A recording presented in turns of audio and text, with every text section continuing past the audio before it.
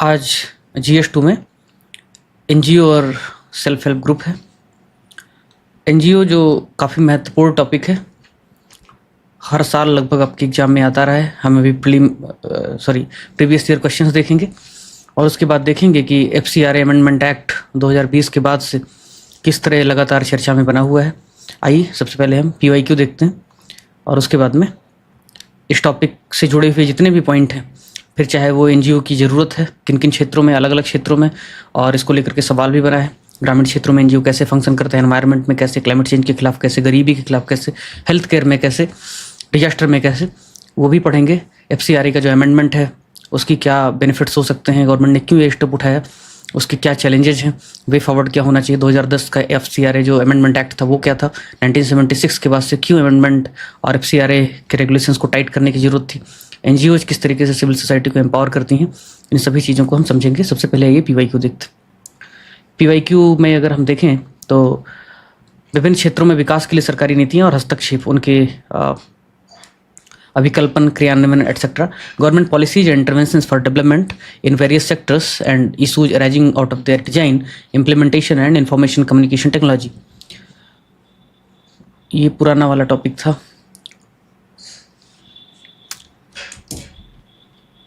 जियो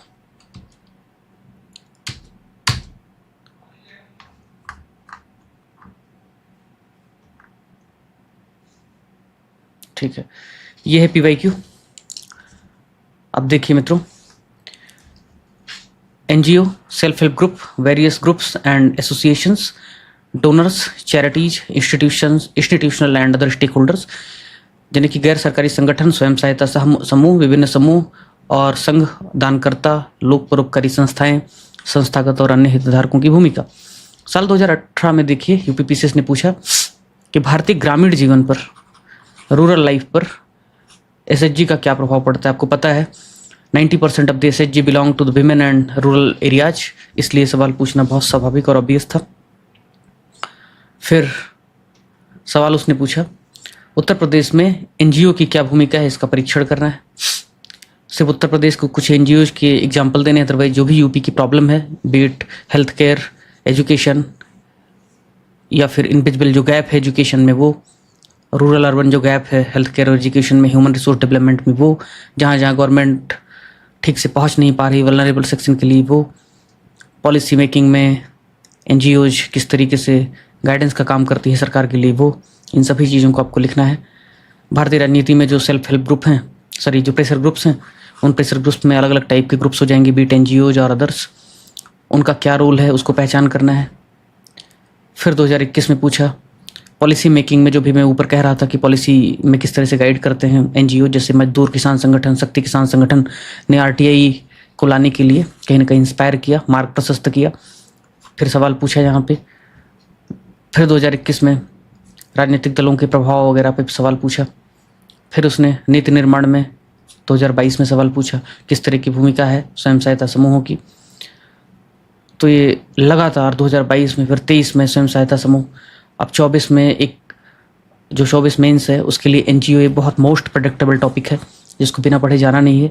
UPSC ने भी कुछ ऐसे सवाल पूछा है कि मानव संसाधन डेवलपमेंट पे ध्यान नहीं देते हैं एनजीओ, कैसे उसे दूर कर सकते हैं, और जो डोनेशन है, गिविंग है, वो किस तरीके से विकास प्रक्रिया को बढ़ाती है। ऐसे ही फिर माइक्रो फाइनेंस पे सवाल है। फिर जो सेल्फ हेल्प ग्रुप है वो धीरे धीरे जो डेवलपमेंटल मॉडल है उसमें कंट्रीब्यूशन दे रहा है। 1976 का जो FCRA एक्ट था उसे अमेंडमेंट करने के बाद में जो चुनौतियां आई हैं, इसलिए FCRA वाला जो हिस्सा है बहुत रिलेवेंट हो जाता है 2015 में। 2010 के अमेंडमेंट के बाद से FCRA, जो 2010 में FCRA में अमेंडमेंट हुआ था उसको लेकर के सवाल उसने पूछा था। 20 के बाद से 20 वाला सवाल पूछ रहा है लगातार। और फिर कुल मिलाकर आप देख लीजिए कि एक बार माइक्रो फाइनेंस पूछा है, उसके अलावा हर बार SHG और एनजीओ रोटेट होते रहे हैं, और जनरली वो रूरल सेक्टर में, डेवलपमेंटल एरियाज में, जो डेवलपमेंटल गैप्स हैं उसमें पॉलिसी जो फ्रेमवर्क है उसमें किस तरह से गाइड कर सकते हैं। ये 3 प्रकार के सवाल ज़्यादा हावी रहे हैं। जो प्रेडिक्शन है 2024 मेंस में वो दो प्रकार के प्रेडिक्शन हैं। एक तो ड्रोन दीदी जैसे कार्यक्रम जो चलाए गए हैं, सेल्फ हेल्प ग्रुप एक बार फिर से चर्चा में आया है, प्रकाश में आया है, इसलिए self help group rural areas में, और दूसरा एनजीओ, क्योंकि एनजीओ पे 2 साल से सवाल ठीक से आया नहीं है, इसलिए ये दोनों पूछे जाने की इनकी संभावना ज़्यादा है। आइए एनजीओ हम पहले शुरू करेंगे। एनजीओ में लगभग लगेगा मुझे 40 मिनट, अगर समय बचा तो सेल्फ हेल्प ग्रुप खत्म कर देंगे, अदरवाइज फिर कंटेंट रेडी है, आपको रिकॉर्डिंग रात में उपलब्ध करा दिया जाएगा। मित्रों, GS2 में डेटा फैक्ट एग्जाम्पल बहुत महत्वपूर्ण है, तो सोचा है कि कंटेंट के सबसे पहले ही, हालांकि डेटा हम बहुत भरपूर देते हैं, एग्जाम्पल बहुत भरपूर देते हैं, बट मेरी कोशिश है, चूँकि इन सब कंटेंट को वैलिडेशन कर रहा हूँ, शुरुआत में ही कुछ चीज़ें अगर उपलब्ध करा दें जो रिसेंट में है तो और फ़ायदा होगा। अब आप देखिए ज़रा, ये मैंने जो है जो ICNL की वेबसाइट है, दुनिया भर के NGOs के स्टेटिस्टिक्स को मॉनिटर करती है, वहाँ से उठाया है, और ये कहता है कि इसके पास जहाँ तक 2022-23 तक का डेटा था कि CSO के हिसाब से भारत में 33 लाख NGOs थे, और इसका मतलब हुआ कि हर 400 लोगों पे एक NGO भारत में, जो कुछ नहीं करता है NGO खोल लेता है। फिर कहता है कि इनमें से जो रजिस्टर्ड हैं NGO दर्पण पोर्टल के साथ, NGO दर्पण पोर्टल क्या है, ये नीति आयोग के द्वारा चलाया जा रहा एक ऐसा पोर्टल है जिसमें NGOs अपने आप को रजिस्टर करते हैं, वो FCRA कंट्रीब्यूशन ले रहे हैं नहीं ले रहे हैं इसकी भी जानकारी देते हैं। और इस NGO दर्पण पोर्टल पे जब ये वेबसाइट कलेक्ट कर रही थी डेटा, 1,43,000 लोगों ने, यानी 33 लाख लोगों में से सिर्फ 1.5 लाख लोगों ने खाली रजिस्टर किया था। मैंने NGO दर्पण पोर्टल पे जाकर के वेरिफिकेशन किया, तो फिर मुझे डेटा थोड़ा अपडेटेड लिखा, क्योंकि 2 साल हो गए इस डेटा कंपाइलेशन के, तो वहाँ पे 3,68,000 लोगों ने अब तक रजिस्ट्रेशन कर लिया है। लेकिन फिर भी बहुत चिंता की बात है कि 33 लाख में से सिर्फ 3 लाख लोग ही, यानी 33 लाख NGOs में से लगभग 3 लाख NGOs ही दर्पण के साथ रजिस्टर्ड हैं, अपने फाइनेंशियल स्टेटस को दिखाते हैं और फाइल करते हैं। फिर इसको मैंने और वेरीफाई किया, तो ये रिपोर्ट दिखी मुझे द हिंदू की कि only 10% NGOs have filed there financial details with government, CBI ने सुप्रीम कोर्ट में कहा।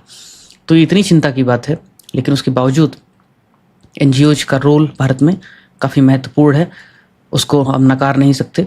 आइए देखते हैं एक एक करके।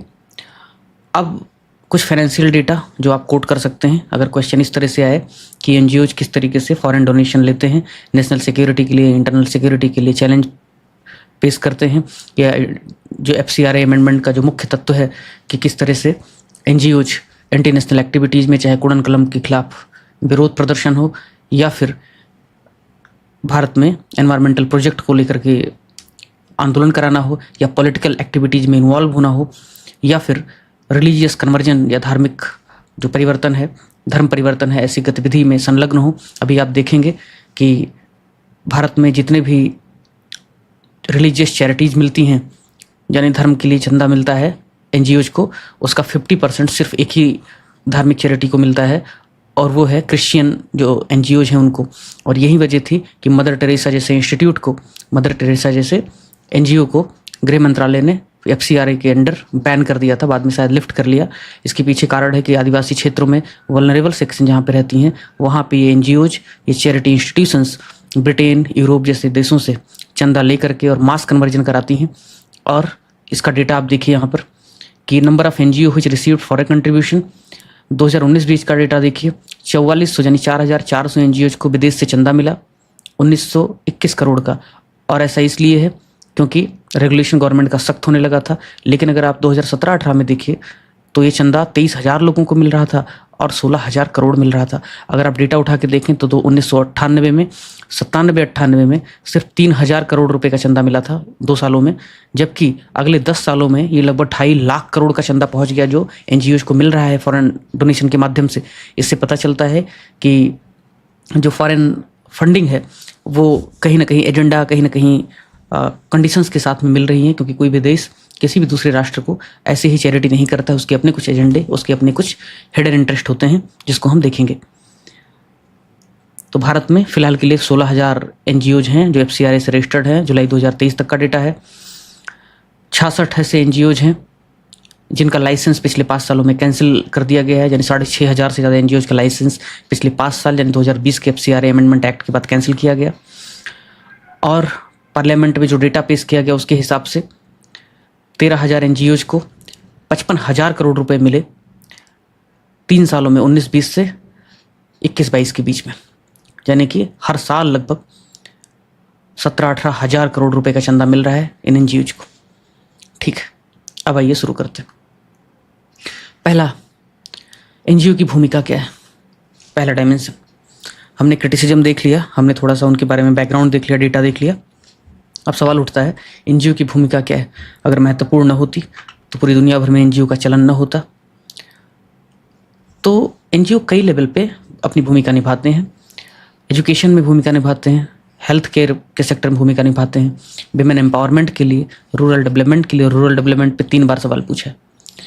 एनवायरमेंटल स्टेबिलिटी, क्लाइमेट चेंज के खिलाफ भूमिका निभाते हैं, डिजास्टर में भूमिका निभाते हैं। और आपको पता होगा भारत में जब कोविड पैंडेमिक आया था तब उसमें NGOज की भूमिका काफ़ी प्रमुख थी, देखा ही जा रहा था। अब एक एक करके हम देखेंगे, चूँकि इन्हीं टॉपिक्स पर, सब टॉपिक्स पर आयोग सवाल पूछ सकता है, तो एक एक करके हम देखेंगे। सबसे पहले एजुकेशन के क्षेत्र में मैं आपको बता दूं कि वो स्वभाव नहीं है कि बासी डेटा, बासी एग्जाम्पल्स कोट करें। इसलिए मार्केट में जितने लोग जो भी एग्जाम्पल कोट करते हैं उनको हमने क्या किया है, उठा करके सबसे लास्ट में डाल दिया है अन्य एग्जाम्पल में, क्योंकि 90% कंटेंट क्रिएटर्स प्रथम डालते हैं, अच्छे पात्र डालते हैं, टीच फॉर इंडिया डालते हैं। ऐसे लगता है उनके पास एग्जाम्पल्स की कमी हो गई। इतने शानदार NGOज काम कर रहे हैं, ढेर सारे, कमी है क्या उनकी? आपको माइनिंग करनी पड़ती है, थोड़ा समय देना पड़ता है। 4-5 घंटे इस टॉपिक को, लगभग 5 घंटे से ज़्यादा मैंने दे दिया, तब जा करके इन चीज़ों को एक्सप्लोर कर मिला है। तो अगर समय देंगे तो आपको डेटा और एग्जाम्पल्स मिल जाएंगे आराम से। थोड़े से ऑर्गेनिक होंगे, थोड़े से इनोवेटिव होंगे, थोड़े से आर्गूमेंट्स आप अच्छे कर पाएंगे। तो मैं कहूँगा आपसे कि लास्ट में जो हमने दिया है इनको आप तभी कोट करें जब आपको कुछ न याद आ रहा हो, अदरवाइज आप उनको कोट करें जो मैंने आपको दिया है। सबसे पहले एजुकेशन के क्षेत्र में देखते हैं। एजुकेशन के क्षेत्र में एक टर्म आप इस्तेमाल करिएगा। एक्चुअली ये NGO का नाम है लिफ्ट फॉर अपलिफ्टमेंट, लेकिन मैंने इसको आर्गूमेंट में शामिल कर लिया है। इस तरीके से अगर आप थोड़ा सा आर्गूमेंट देंगे, डायमेंशन देंगे, तो एग्जामिनर को अच्छा लगेगा। लिफ्ट फॉर अपलिफ्टमेंट यानी कि जो वंचित वर्ग है, जो वल्नरेबल सेक्शन है, निर्धन वर्ग है, फाइनेंशियली बहुत साउंड नहीं है, ऐसे स्टूडेंट को IIT, JEE और बहुत सारे एजुकेशनल जो प्रोग्राम्स हैं उसमें हेल्प करके ये NGOज क्या कर रहे हैं, उनकी मदद कर रहे हैं। और ऐसे NGOज में ये लिंक, आप क्लिकेबल लिंक है, डाल दीजिएगा। जिंदगी फाउंडेशन उड़ीसा में एक एकेडमिशियन है, अजय बहादुर सिंह, बहुत फेमस हैं, ये चला रहे हैं। IIT, JEE के बहुत सारे बच्चे, 18 under privilege student from Odisha qualified NEET UG 2021, बहुत सारे बच्चे ऐसे टेक्निकल कोर्सेज में, ऐसे टेक्निकल एजुकेशन में क्वालिफाई कर रहे हैं। किस मदद से? ऐसे NGOज की मदद से जो गरीब बच्चों को free education, free guidance provide कर रही है। ठीक है, ये एक्सप्रेस की कवरेज है, इसलिए इसको उठा करके यहाँ पे अटैच कर दिया। तो lift for upliftment, vulnerable section के बच्चों के लिए एजुकेशन में काफ़ी काम कर रही हैं संस्थाएं, क्योंकि बात हो रही है अभी शिक्षा के क्षेत्र में, एजुकेशन के क्षेत्र में NGO क्या काम कर रहे हैं। दूसरा, स्कूलों में वैल्यू एजुकेशन। NGO का सिर्फ उद्देश्य यह नहीं है कि आप पढ़ लिख जाएं, यह भी उद्देश्य है कि आप अच्छा पढ़ लिख जाएं, आप में नैतिक, अपने मोरल एजुकेशन का भी समावेश हो। तो गवर्नमेंट ऑफ इंडिया, NCERT, ये सब मिल करके कुछ NGOज के साथ में एक प्रोग्राम चलाते हैं वैल्यू एजुकेशन का। और क्या करते हैं? Will now include philosophy, human right, gender equality, national integration, cultural diversity, critical analysis of conflict in cultural setups, यानी कि दर्शन की भी, जेंडर सेंसिटाइजेशन के लिए, जो लैंगिक समानता के लिए, राष्ट्रीय एकता के लिए, कल्चरल विविधता के लिए, जो कुछ भी सेंसिटाइजेशन हो सकता है, जो कुछ भी वैल्यू एजुकेशन का इनकॉर्पोरेशन, इनकल्केशन हो सकता है, ये NGOज गवर्नमेंट के साथ मिलकर के, NCERT के साथ मिलकर के, NCTE के साथ मिलकर के ये सारे काम कर रही हैं। और ऐसे NGOज बहुत एक्नॉलेज आप नहीं करते हैं, चूँकि आपके पास 3 ही एग्जाम्पल होते हैं, अक्षय पात्र और न मालूम क्या क्या, तो ये थोड़ा सा देख लीजिएगा। ठीक, ये भी एक्सप्रेस की कवरेज है। अगला, नागरिकों के अधिकार और कर्तव्यों को बताती हैं। मैं बार बार एक टर्म यूज करता हूँ कि हमारे यहाँ सिविक सेंस नहीं है, तो सिविक सेंस यहाँ पे उठा के डाल दिया। हम सड़क पे चलते हैं, कहीं भी कुछ भी करते हैं, जरा मोटर बाइक टकराने गई कि रोड रेजिंग करते हैं, मारपीट पे उतारू हो जाते हैं। ये NGOज भी इस बात को कोशिश करते हैं बताने के लिए, समाज में सेंसिटाइज करते हैं कि रोड रेज नहीं करनी है, आपकी फंडामेंटल राइट्स क्या हैं, आपके फंडामेंटल ड्यूटीज़ क्या हैं, ताकि आप बेहतर नागरिक बन पाएँ, अपने सिविक सेंस डेवलप हो पाए, आप कहीं भी कचरा ना फैलाए, ना ही अपने कर्तव्यों के द्वारा, ना ही अपने किसी और क्रियाकलाप के द्वारा। तो केरला में एक NGO है जिसका नाम है महात्मा गांधी फाउंडेशन, MGF। वो क्या कर रही है? फ्री वर्कशॉप, फ्री कार्यशाला आयोजित करती है स्कूल्स में, मोहल्लों में, समाज में, ताकि सिटीजन्स को, नागरिकों को बता सके कि उनके अधिकार क्या हैं, उनके फंडामेंटल राइट्स क्या हैं और उनके ड्यूटीज़ क्या हैं जो कॉन्स्टिट्यूशन में दी हुई हैं। NGO plans free school to instruct citizens on rights and duties. तो सिविक सेंस को डेवलप कराना भी एक बहुत बड़ा एजुकेशनल इनिशिएटिव है एनजीओज के द्वारा, ये भी आप लिखिएगा, सिर्फ मैथमेटिक्स पढ़ाना ही नहीं होता है। एक अगला मुझे मिला, मैथिली जैसी लैंग्वेज, और भी बहुत सारे लैंग्वेज हैं जिनको प्रिजर्व करने के लिए, कंजर्व करने के लिए, स्पेशली अंडमान निकोबार में, स्पेशली ट्राइबल एरियाज में ऐसे ऐसे लैंग्वेजेज हैं, सैकड़ों लैंग्वेजेज हैं जो एक्सटिंक्ट हो रही हैं, और जो लैंग्वेज के राइट के लिए, लैंग्वेजेज के प्रमोशन और प्रोपगेशन के लिए जो एनजीओ, जो राइट बेस्ड ग्रुप्स काम करती हैं, वो कहती हैं कि भारत में एक लैंग्वेज का मोनोकल्चर डेवलप हो रहा है, कुछ ही लैंग्वेजेज हावी हो रही हैं बाकी सभी लैंग्वेजेज पे। भारत में 1200 से ज़्यादा लैंग्वेज हैं, लेकिन कई सारे सैकड़ों लैंग्वेज ऐसे हैं जिनके बोलने वालों की संख्या कुछ हज़ार तक सिमट के रह गई है। स्पेशली ट्राइबल इलाकों में उनके संरक्षण के लिए, उनके प्रमोशन और प्रोपगेशन के लिए कुछ एनजीओ जैसे कि अरिपणा फाउंडेशन है, जैसे कि लिविंग टंग्स फाउंडेशन है, ये सारे एनजीओज ऐसे लैंग्वेज को कंजर्व कर रहे हैं और कहीं ना कहीं ऐसे हमारे नेशनल और कल्चरल हेरिटेज को प्रमोट कर रहे हैं, कंजर्व कर रहे हैं। तो ये भी आप एग्जाम्पल और आर्गूमेंट आप डाल दीजिएगा। 4 बातें हो गई। अब एक कचरा एग्जाम्पल आप नोट कर लीजिए जो लिख दीजिएगा जब कुछ याद ना आए, ठीक है। दूसरा एस्पेक्ट है हेल्थ केयर सेक्टर में, ठीक है। हेल्थ केयर सेक्टर में इसलिए क्योंकि एनजीओज को मैंने देखा है करीब से। आपको पता होगा कि कैंसर जैसे इलाज, क्रॉनिक डिजीजेज, बहुत सारी बीमारियां जिसमें करोड़ों खर्च लगते हैं, लाखों खर्च लगते हैं, गवर्नमेंट की फंडिंग पर्याप्त नहीं होती है, लोगों के pass out of pocket expenditure के बाद भी नहीं बचता है कुछ। ये एनजीओज क्राउड फंडिंग करती हैं। बहुत सारे आप ऐसे एडवर्टीजमेंट देखते होंगे, मिलाप, स्माइल, ऐसे ढेर सारे, मुझे किट्टो आते रहते हैं। वो सब एक बार आप फंडिंग करते हो, इनका थोड़ा सा प्रॉब्लम लगता है मुझे कि एक बार आप दे दो पैसे तो ये रोज़ ही आपको भेजने लगते हैं। अरे भाई, एक व्यक्ति ने एक बार दे दिया तो अगले दिन आप उसको दोगे, उसके पास इतना पैसा तो है नहीं कि रोज़ वो फंडिंग करेगा, थोड़ा सा पीरियडिकली करो। तो लेकिन फिर भी क्राउड फंडिंग के लिए सब काफ़ी अच्छा काम कर रहे हैं। तो मैं ऐसी संस्थाओं को चाहता हूं कि आप कोट करें वहाँ पे। हेल्थ केयर सेक्टर में क्राउड फंडिंग के लिए चैरिटी संस्थाएं क्या करती हैं, सीएसआर से पैसा लेती हैं और बड़ी बड़ी कंपनीज से पैसा लेती हैं, कई बार इंटरनेट के थ्रू पैसा जुटाती हैं, और जो भी ज़रूरतमंद हैं, जिनके इलाज नहीं हो सकता, संभव नहीं है, जिनके पास पैसा नहीं है, उनके लिए फ़ंड इकट्ठा करती हैं। दूसरा क्या काम करती हैं, आप ट्राइबल एरियाज में जाइए, गांव में जाइए, पूर्वांचल के भी इलाके में चले जाइए, बहुत अंडर डेवलप्ड रीजन में चले जाइए, लोग हेल्थ और न्यूट्रिशन नहीं है उनके पास, कुपोषण से ग्रसित हैं, उनको सेंसिटाइज करते हैं, उनको अवेयर करते हैं, उनको न्यूट्रिशनल सपोर्ट प्रोवाइड करते हैं ये एनजीओज। और एक एनजीओ इसमें है जिसका काम देखा मुझे ज़्यादा अच्छा लगा, डॉक्टर्स फॉर यू। ये एनजीओ लोगों के कुपोषण के लिए, लोगों के हेल्थ और वेलबींग के लिए लोगों को अवेयर करता है, उनकी कैपेसिटी बिल्डिंग करता है।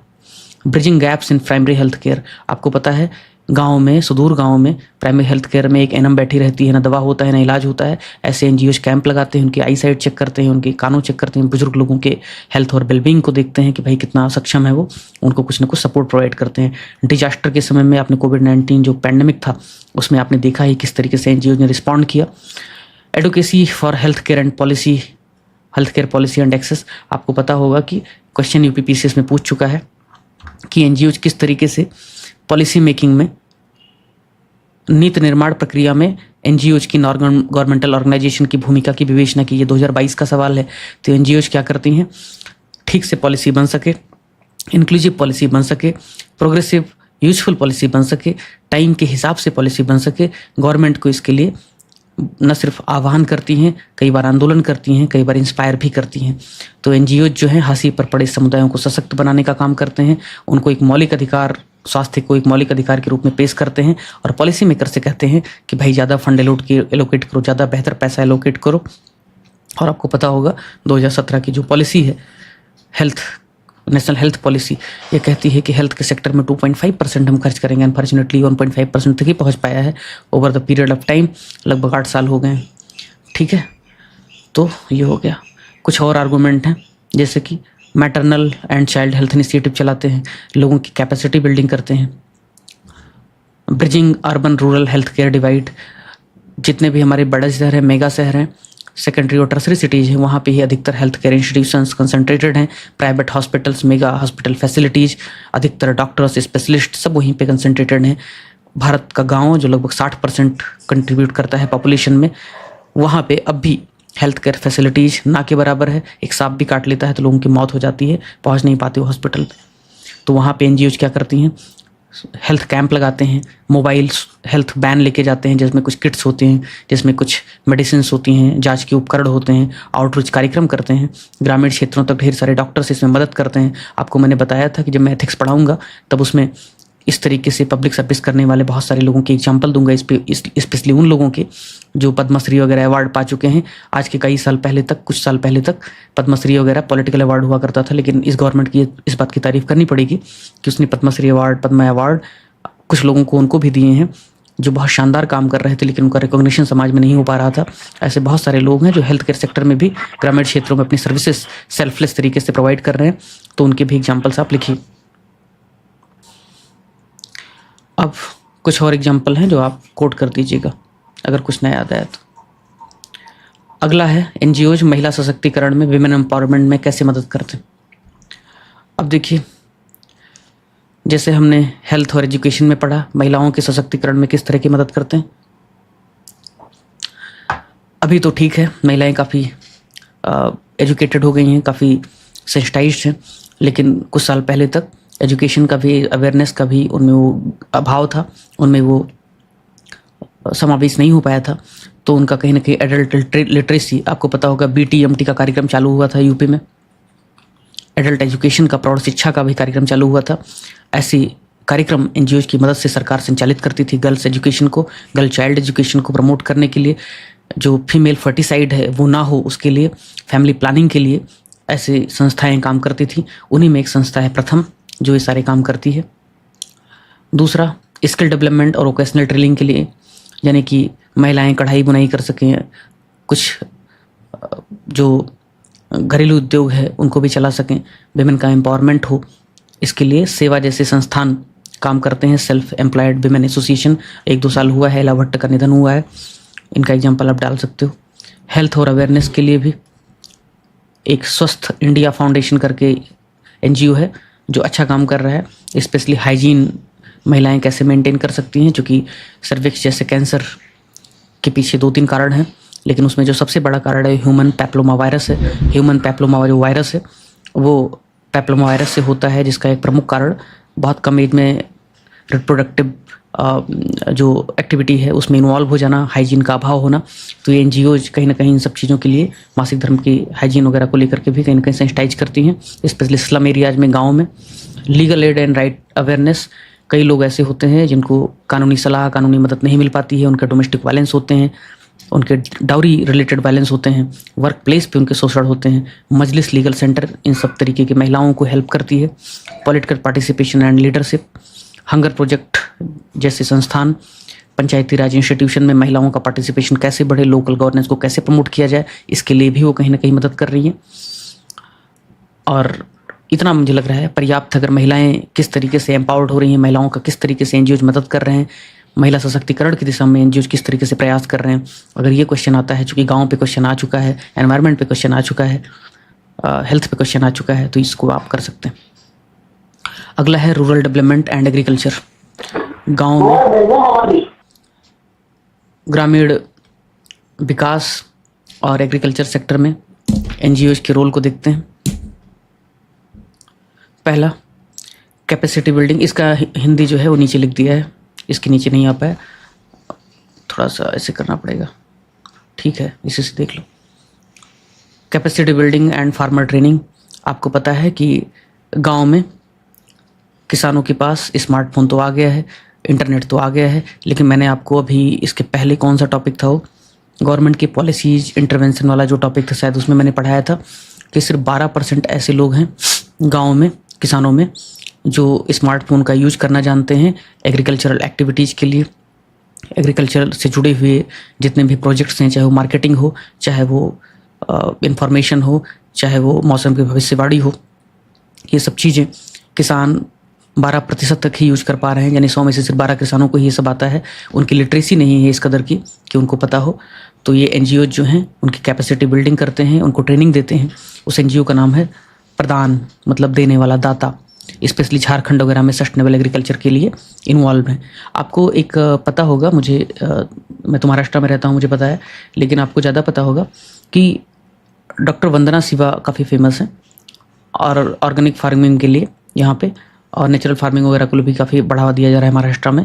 पालेकर करके एक बंधु हैं, तो पालेकर ने नेचुरल फार्मिंग को काफ़ी बढ़ावा दिया। ये बात अलग है, नेचुरल फार्मिंग अमीर लोगों का है, जिनके पास बहुत एकड़ ज़मीन है, उनके लिए तो ठीक है। जिनके पास ज़मीनें कम हैं या पूरा भारत अगर ये सब करने लगेगा तो कोलैप्स हो जाएगा, फूड सिक्योरिटी कंप्रोमाइज़ हो जाएगी। श्रीलंका ने ऑर्गेनिक फार्मिंग पूरे राष्ट्र में लागू कर दिया, इसकी वजह से श्रीलंका की इकोनॉमी कोलैप्स हुई ऐसा माना जाता है।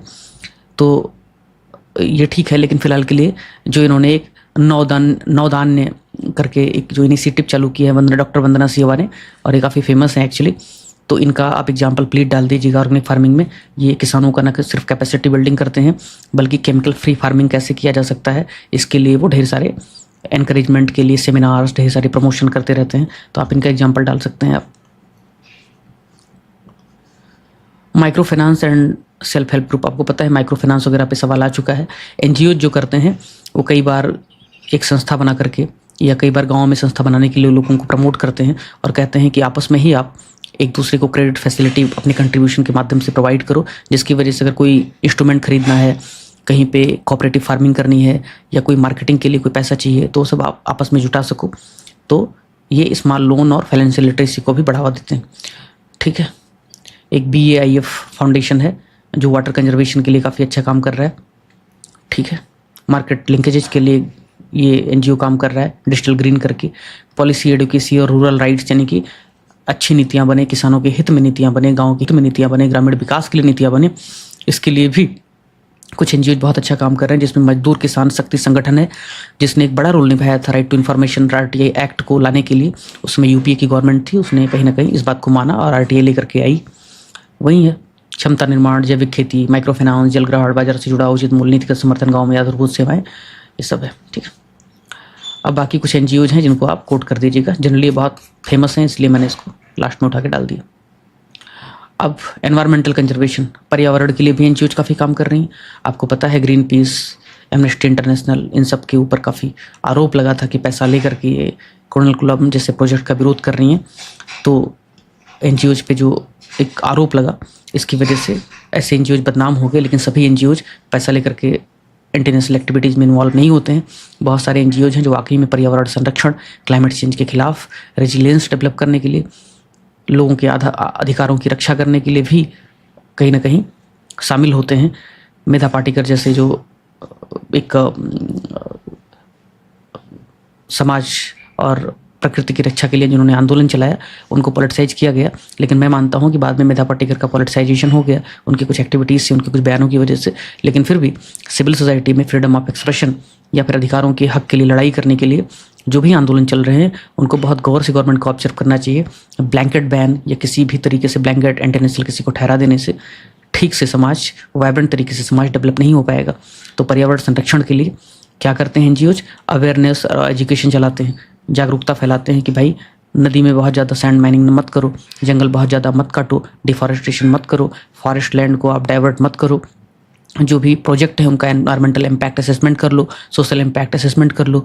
इस तरीके से अंधाधुंध विकास ठीक नहीं है, इसके लिए वो ढेर सारे कार्यक्रम करते हैं। उसी में से एक संस्था है centre for science and environment, CSC, centre for science and environment. तो ये कहीं ना कहीं एयर पोल्यूशन, वाटर कंजर्वेशन पर जन जागरूकता के लिए काफ़ी काम करता है।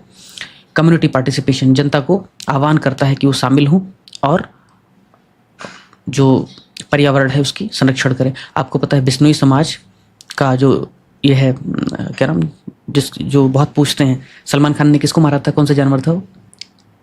तो बिश्नोई, हाँ, तो ब्लैक बक वगैरह की काफ़ी धार्मिक वजहों से, सांस्कृतिक वजहों से काफ़ी मान्यता है उनकी। तो ऐसे ढेर सारे संगठन ऐसे हैं जो धार्मिक और सांस्कृतिक आधार पर भी ग्रुपिंग का निर्माण करते हैं और उसको प्रोटेक्ट और उसको कंजर्व करने की कोशिश करते हैं। राजस्थान में तरुण भारत संघ ने किस तरीके से राजस्थान में दोबारा पारंपरिक जो वाटर कंजर्वेशन का मॉडल है उसको हम रिवाइव कर सकें, उसके लिए काम कर रहा है। मैंने बार बार आपको कहा है कि एक बहुत पतली सी किताब है, किसी दिन मेरे पास रखा हुआ, मैं स्कैन करके डाल देता हूँ ग्रुप में, आप लोग तो ऐसे पढ़ोगे नहीं। बहुत पतली सी किताब है, लेकिन दुनिया भर की लगभग सभी भाषाओं में उसका अनुवाद हो चुका है। अनुपम मिश्रा ने लिखा है, आज भी खड़े हैं तालाब। वो दिखाता है किस तरीके से पारंपरिक पुराने भारत में, प्राचीन भारत में पारंपरिक तरीके से वाटर कंजर्वेशन होता था। राजस्थान में या सूखे वाले इलाकों में कभी पानी की क्राइसिस फेस नहीं होती थी, जबकि आज आधुनिक भारत में जहाँ पे पानी बहुत ज़्यादा होता है, बरसात बहुत ज़्यादा होती है, पूर्वांचल जैसे इलाकों में भी वाटर क्राइसिस देखने को मिलती है। ये आयरनी ही है हमारे डेवलपमेंटल मॉडल की, हमारे पॉलिसी मेकर्स की, और कहीं ना कहीं हमारे लिविंग स्टाइल की, जिसकी वजह से पर्यावरण और वाटर कंजर्वेशन अस्त व्यस्त हो चुका है। तो राजस्थान में पुराने मेथड को रिवाइव करने के लिए तरुण भारत संघ काम कर रहा है। पारंपरिक जल संचयन प्रणाली, पॉलिसी एडवोकेसी जो ऊपर बताया है वही यहाँ भी है, दोबारा रिपीट करने की जरूरत नहीं है। रिसर्च और डेटा कलेक्शन में भी इनका योगदान है। टेरी आपको पता ही होगा, कहाँ गया टेरी, टेरी नीचे दिया हुआ है। लीगल इंटरवेंशन मतलब एमसी मेहता का केस पता है? एमसी मेहता का केस जो हुआ था, जिसमें एब्सोल्यूट लायबिलिटी फिक्स की थी सुप्रीम कोर्ट ने, कहीं ना कहीं ढेर सारे एनजीओज ने पीआईएल जब दाखिल किया, कहा कि बहुत ज़्यादा एनवायरमेंटल पोल्यूशन हो रहा है, रिस्पॉन्सिबिलिटी फिक्स करनी पड़ेगी, अकाउंटेबिलिटी फिक्स करनी पड़ेगी। तब सुप्रीम कोर्ट ने उस पीआईएल पर जजमेंट दिया था। एमसी मेहता का जजमेंट लैंडमार्क जजमेंट है, बार बार यूपीएससी क्वेश्चन पूछती है इस पर। ये एनजीओ वगैरह के सपोर्ट से ही संभव हो पाया था। तो पर्यावरण की रक्षा के लिए लीगल इंटरवेंशन सुप्रीम कोर्ट में पीआईएल फाइल करना, या फिर इसके लिए सरकार पर दबाव डालना भी एनजीओज करते हैं। रिस्टोरेशन प्रोजेक्ट्स, बहुत सारे ऐसे प्रोजेक्ट होते हैं जिससे नदियाँ सूख गई हैं, जैसे कि नदियों में पोल्यूशन बहुत ज़्यादा बढ़ गया है, तो वहाँ पर बहुत अच्छे से रिसर्च करना, उन रिसर्च को गवर्नमेंट के सामने लाना, गवर्नमेंट से एक्शन लेने के लिए आह्वान करना। ऐसे भी कुछ इंस्टीट्यूट हैं, जैसे कि TERI, the energy and resource institute, एक प्रकार का एनजीओ ही है जो पूरी दुनिया में प्रसिद्ध है। तो ये भी आपको पता ही होगा। बाकी ये उदाहरण सब है, देख लीजिए। अब पारंपरिक सार्वजनिक सेवा वितरण में एनजीओ और नागरिक समाज की भूमिका, यानी किस तरीके से सर्विसेज को पहुंचाती हैं, डिलीवर करती हैं एनजीओज, उसमें कैसी भूमिका निभा सकती हैं। बस सिर्फ मैं आपको हेडिंग बता दूंगा, क्योंकि ऊपर हमने अलग अलग सेक्टर में बहुत अच्छे से समझाया है, इसलिए इसको डीप में नहीं बताने वाला हूँ।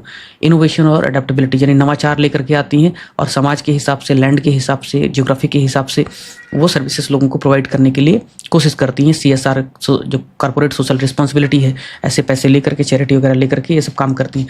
पार्टिसिपेटरी गवर्नेंस, कई बार ऐसा होता है कि स्थानीय जो लोग हैं वो पार्टिसिपेट नहीं करते हैं सरकारों में, वो पार्टिसिपेट नहीं करते हैं गवर्नेंस के प्रोसेस में, मेन स्ट्रीम में, खुद को बहुत ही हाशिए पर पड़ा हुआ समझते हैं। नक्सलाइट जैसे लोग, एरियाज उनका एक्सप्लॉइट करते, उस जगह पर एनजीओ जाते हैं और उनको कहीं ना कहीं शामिल करते हैं और एक कंस्ट्रक्टिव और एक क्रिएटिव एक्टिविटीज़ में उनको इन्वॉल्व करके फिर जो गवर्नेंस है उसको बेहतर बनाने के लिए कोशिश करते हैं। एडुकेसी एंड पॉलिसी इन्फ्लुएंस आपको बता ही दिया है मैंने, जहाँ पे serving the unserved, lifting the unlifted, इस तरीके से जो एरियाज हैं वहाँ पे भी अलग अलग सेक्टर में उनको हेल्प करते हैं। अब जो असली खेल होने वाला है एनजीओज को लेकर के, जो सवाल पूछे जाने वाले हैं वो है एनजीओज को क्या चुनौतियाँ हैं, उनको क्या चैलेंजेज हैं, नंबर 1। नंबर 2, भारत में एनजीओज को रेगुलेट करने के लिए कौन से महत्वपूर्ण कानून हैं। नंबर 3, FCRA 2020 अमेंडमेंट क्या है, इसकी क्या चुनौती है एनजीओज के लिए, और आगे आने वाले समय में एनजीओज को किस तरीके से काम करना चाहिए जिससे कि और बेहतर नेशनल डेवलपमेंट में, नेशनल पॉलिसीज़ में, नेशन मेकिंग में अपना कंट्रीब्यूशन दे पाएँ। तो सबसे पहले हम आइए देखते हैं एनजीओज को चैलेंजेस क्या है। ठीक है, एनजीओज को चैलेंजेस के लिए हम 2-3 पॉइंट बताते हैं, लेकिन जो सबसे बड़ा चैलेंज एनजीओ के सामने है वो एनजीओ खुद है। एनजीओ की क्रेडिबिलिटी, एनजीओ की विश्वसनीयता, एनजीओ की फंक्शनिंग, उनकी ओपेकनेस, अपारदर्शिता जिस तरीके से रही है कि समाज में उनके प्रति लोगों का विश्वास कम हो रहा है। अगर आप बता दो कि मैं एनजीओ में काम करता हूं तो आपको सम्मान नहीं मिलेगा, मैं वकील हूं, आपको सम्मान कम मिलेगा। क्यों? क्योंकि इन लोगों ने जिस तरीके की एक्टिविटीज़ की हैं, जिस तरीके के क्रियाकलाप किए हैं, समाज में लोगों का ट्रस्ट कमज़ोर हुआ है। एनफोर्समेंट एजेंसीज के रडार पर रहते हैं। आइए देखते हैं। पहला, फंडिंग इशू। अगर हम FCRA की बात ना भी करें, सामाजिक परसेप्शन की बात ना भी करें, तो भी एनजीओज को बहुत ज़्यादा फंडिंग क्राइसिस देखनी पड़ती है। कुछ बड़े एनजीओज हैं जो अधिकतर पैसा हड़प लेते हैं, जैसे कि 55,000 करोड़ रुपए आपने देखा 3 सालों में मिला है एनजीओज को। इन 55,000 करोड़ में आपने देखा होगा 16,000 करोड़ रुपए सिर्फ कुछ 3-4 हज़ार एनजीओज को ही मिला है। यानी 3-4 हज़ार एनजीओ, टोटल कितने, 33 लाख एनजीओज में से 3-4 हज़ार एनजीओज हैं जो 1/3 पैसा पाते हैं। तो इससे क्या पता चलता है, बड़ी मछली सबको निगल जा रही है। ठीक है, तो फंडिंग क्राइसिस। दूसरा, ट्रांसपेरेंसी एंड अकाउंटेबिलिटी। आपको पता है कि 33 लाख एनजीओज में से सिर्फ 10% ने ही अपने फाइनेंशियल डिटेल्स भरे हैं, गवर्नमेंट को सबमिट किया है। रेगुलेटरी रिस्ट्रिक्शंस, इस तरीके की अपारदर्शिता, इस तरीके की जो प्रोपेगेंडा का काम करते थे एनजीओज, गवर्नमेंट ने इंटरनेशनल एक्टिविटीज़ के नाम पर इन एनजीओज को और सख्त किया और टाइट किया। सबसे पहले टाइट किया 1976 में इंदिरा गांधी की गवर्नमेंट ने, उसके बाद 2010 में यूपीए की गवर्नमेंट ने, उसके बाद 2020 में एनडीए की गवर्नमेंट ने। इन तीनों के बारे में थोड़ा हम शॉर्ट में बताएंगे, लेकिन आगे बढ़ते हैं। अभी एनजीओज को किस प्रकार की तकलीफ होती है। ह्यूमन रिसोर्स, एनजीओ में कौन लोग काम करते हैं। अधिकतर जो उनके वॉलंटियर्स होते हैं वो काम करते हैं, या फिर कई बार उनके एम्प्लॉइज होते हैं जो पेड होते हैं, लेकिन वो जो एम्प्लॉइज होते हैं उनको सैलरी इतनी कम होती है। मैं कितने लोगों से मिला हूँ, मैं उनसे पूछता हूँ कि भैया एनजीओ में जहाँ आप काम करते हो कैसे काम करते हो, क्या आपका मोटो है, क्या आप एनजीओ की उस एक्टिविटी के साथ अलाइन करते हो, क्या आप एक्चुअली में पैशनेट हो वहाँ पे काम करने के लिए। उनका जवाब होता है नहीं, अनएम्प्लॉयमेंट की स्थिति में मुझे यहाँ पे काम करना पड़ा। 15,000, 20,000, 25,000 रुपये में काम करते हैं बेचारे। उनकी कोई सोशल सिक्योरिटी नहीं होती है, उनकी कोई कैपेसिटी बिल्डिंग नहीं होती है, उनके भीतर खुद भी उस पर्पज के लिए पैसन नहीं होता, जिसकी वजह से भी अच्छे ह्यूमन रिसोर्स, अच्छे काबिल लोग नहीं आ पाते हैं। एक एग्जांपल आप इसी से देखिए कि मुझे अच्छे फैकल्टीज़ की, अच्छे टीचर की ज़रूरत है, इतनी कोशिश कर रहे हैं। आप यकीन कीजिए हमारे 2-3 लोग लगे हुए हैं लगातार ये पता करने में कि कुछ अच्छे टीचर्स जिन्होंने आईएएस की परीक्षा में कई बार बहुत रेयर मार्क्स रह गया, कहीं पढ़ा रहे हैं, अलग अलग कोचिंग में पढ़ा रहे हैं, या फिर कुछ एकेडमिक काम कर रहे हैं, या अपना रिसर्च कर रहे हैं, किस तरीके से हमसे जुड़ें ताकि हम कंटेंट को और एनरिच बना पाएँ।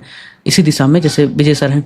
अब विजय सर एक्चुअली में बहुत अच्छे स्कॉलर हैं और उन्होंने कुछ अच्छे इंस्टीट्यूट में पढ़ाया भी है, उनका परफॉर्मेंस भी यूपीएससी में अच्छा रहा है। अब दिक्कत इस बात की है कि हम उनको पैसे नहीं दे सकते। तो ऐसे एनजीओज की भी प्रॉब्लम है कि अगर आप अच्छे लोगों को लाना चाहेंगे जो क्रिटिकली सोच सकते हैं, नेशन बिल्डिंग में हेल्प कर सकते हैं, तो आप पैसे नहीं दे सकते क्योंकि आपके पास रिसोर्स नहीं है। और जिसके पास रिसोर्स नहीं उसके पास ह्यूमन रिसोर्स भी नहीं आ पाता है, क्योंकि ये वर्चुअस साइकिल है। जिसके पास रिसोर्स वो अच्छी ह्यूमन रिसोर्स ला सकते हैं। ये बात अलग है कि कई ढेर सारे इंस्टीट्यूट जिनके पास पैसे हैं वो भी अच्छे ह्यूमन रिसोर्स नहीं लाते हैं, नहीं ला पाते हैं due to their own reasons. But ये चैलेंजेज यहाँ भी आपको देखने को मिलता है। Limited legal and institutional support. हाँ, कई बार क्या होता है कि बैन लग जाता है, ब्यूरोक्रेट्स परमिशन नहीं देते हैं, ब्यूरोक्रेटिक डिलेज होता है, उसके लिए भी ये लोग कुछ ज़्यादा कर नहीं पाते। भारत में एनजीओ को रेगुलेट करने के लिए कानून कौन कौन से हैं। एक तो सोसाइटी रजिस्ट्रेशन एक्ट 1860 है।